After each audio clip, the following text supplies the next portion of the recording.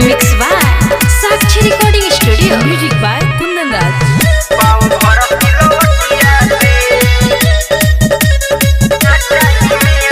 ना चाही मेवा नाही मलाई तनिका सा भंगिया दोना पियाई ए गौरा।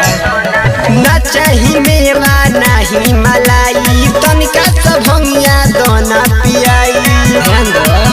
अरे गौर कर भोला जी के बतिया पे काहे गुस्सा होलू हमारा अदतिया पे। भांग पीस के पिया दोना पाव भर सिलवटिया पे। भांग पीस के पिया दोना पाव भर सिलवटिया पे।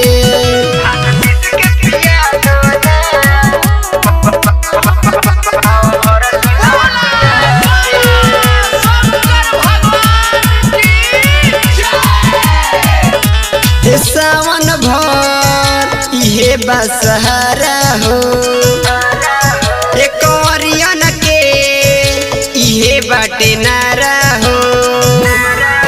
अरे सावन भर इहे बसहारा हो एक औरियन के इहे बाटे नारा हो। निंदिया वेला ना हमारा रतिया में बड़ी दर्द उठेला छतिया में। भांग पीस के पिया दोना पाँव भर सिलवटिया पे। भांग पीस के पिया दोना पाँव भर सिलवटिया पे। भांग पीस के पिया दोना पाँव भर सिलवटिया पे। म्यूजिक बाय कुंदन राज।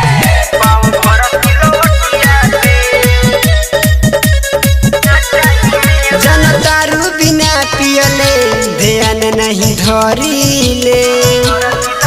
अरे यही से गौरा बड़ी तंग करिले।